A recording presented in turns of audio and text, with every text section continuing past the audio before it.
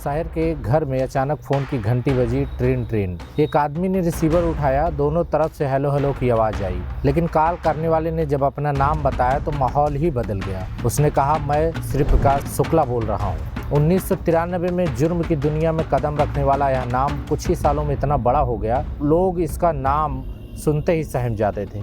धमकी भरे अंदाज में कि मैं चाहता हूँ कि आप कल जो दारू का ठेका, वो उनको श्री प्रकाश शुक्ला ने कहा कि आप कल की नीलामी में, उस शराब ठेके की नीलामी में आप वहाँ नहीं जाएंगे। तो करवरिया, उदयभान करवरिया ने सवाल पूछा कि आप क्यों ऐसा बोल रहे हैं। बात है साल 1997 की। मार्च का महीना था। रात के करीब 11 बज रहे थे। उस दौर में मोबाइल फ़ोन नहीं हुआ करते थे। संचार का सबसे बड़ा जरिया सिर्फ और सिर्फ लैंडलाइन फ़ोन था। प्रयागराज तब इलाहाबाद हुआ करता था। शहर के एक घर में अचानक फ़ोन की घंटी बजी। ट्रेन ट्रेन एक आदमी ने रिसीवर उठाया। दोनों तरफ से हेलो हेलो की आवाज़ आई, लेकिन कॉल करने वाले ने जब अपना नाम बताया तो माहौल ही बदल गया। उसने कहा, मैं श्री प्रकाश शुक्ला बोल रहा हूँ। अब नाम तो आपने सुना ही होगा। उस दौर में ये सिर्फ नाम नहीं था, बल्कि दहशत का दूसरा नाम था।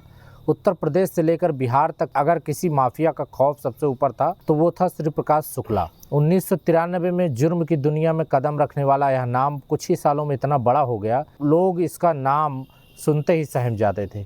कुछ महीने पहले ही मार्च 1997 में राजधानी लखनऊ में दिन दहाड़े विधायक और बाहुबली बीरेंद्र शाही की हत्या हुई थी।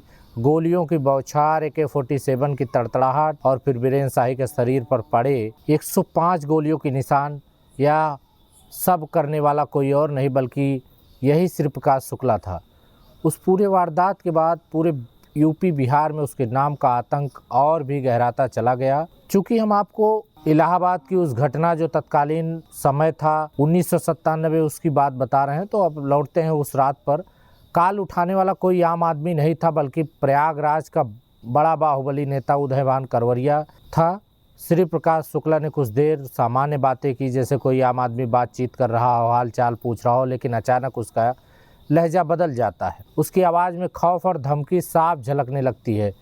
उसने कहा धमकी भरे अंदाज में कि मैं चाहता हूँ कि आप कल जो दारू का ठेका, शराब का ठेका जो है, जिसमें कई वर्षों से करवरिया बंधु कब्जा कर रखे थे, या यूँ कहिए कि ठेका नीलामी में पाते थे, वो उनको श्री प्रकाश शुक्ला ने कहा कि आप कल की नीलामी में, उस शराब ठेके की नीलामी में आप वहाँ नहीं जाएंगे। तो करवरिया, उदयभान करवरिया ने सवाल पूछा कि आप क्यों ऐसा बोल रहे हैं। तो श्री प्रकाश शुक्ला ने कहा कि क्योंकि मुझे वो ठेका पसंद है, इसलिए मैं वो ठेका खुद चाहता हूँ और मुझे ही मिलना है।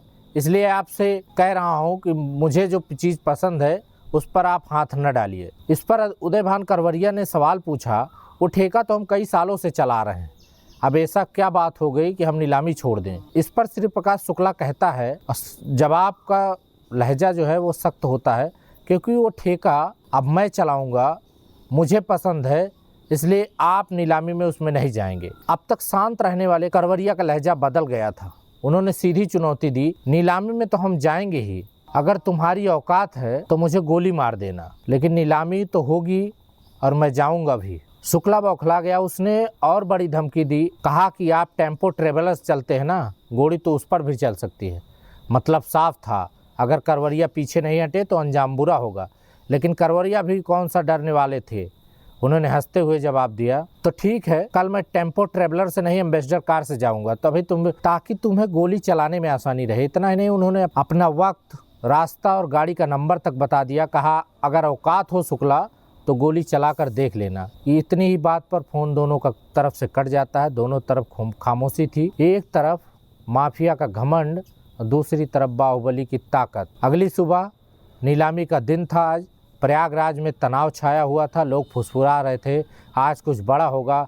नीलामी स्थल पर भारी पुलिस बल तैनात कर दिया गया था। दोपहर को सफ़ेद एम्बेसडर कार में उदयभान करवरिया अपने समर्थकों और हथियारबंद बॉडीगार्ड के साथ नीलामी स्थल पर पहुंचता है। माहौल गर्म था। हर कोई कह रहा था कि अब क्या होगा। ठेके की बोली शुरू हुई और सीधा 1 करोड़ से लोग हैरान थे, क्योंकि इतनी बड़ी बोली लग गई थी। देखते ही देखते बोली बढ़ती गई और 15 मिनट में 18 करोड़ तक पहुंच गई। सब हैरान थे क्योंकि यह बोली किसी और ने नहीं बल्कि उदयभान करवरिया ने लगाई थी। 10 करोड़ का ठेका 18 करोड़ तक पहुंच गया। फिर अचानक करवरिया अपनी कुर्सी से उठा, पास बैठे शराब कारोबारी के कंधे पर हाथ रखा और मुस्कुराकर कहा, मैं अब ठेका लेने नहीं आया हूँ, मैं तो बस इस बात को दिखाने आया था कि शुक्ला की धमकी से डर कर करवरिया पीछे नहीं हटता। अब जाकर बता देना उसे कि मैं आया था और मैंने ही 18 करोड़ रुपए इस ठेके की बोली उठाई है। यह कहकर करवरिया अपने समर्थकों के साथ वहां से चला गया। हाल में सन्नाटा था, लोग समझ ही नहीं पा रहे थे कि क्या हुआ। बिना गोली चलाए, बिना खून बहाए उदयभान करवरिया श्री प्रकाश शुक्ला को मात दे दी। सीधा जवाब था श्री प्रकाश शुक्ला के लिए कि करवरिया बंधुओं से भिड़ना ठीक नहीं है। कहते हैं इसके बाद शुक्ला ने कभी करवरिया परिवार को धमकाने की हिम्मत नहीं की। ठेकों की दुनिया में करवरिया का दबदबा कायम रहा और शुक्ला ने उनसे दूरी बना ली। नमस्कार, फिर मिलते हैं किसी और कहानी के साथ। कहानी अच्छी लगी हो तो आप चैनल को लाइक, शेयर एंड सब्सक्राइब जरूर करें। धन्यवाद।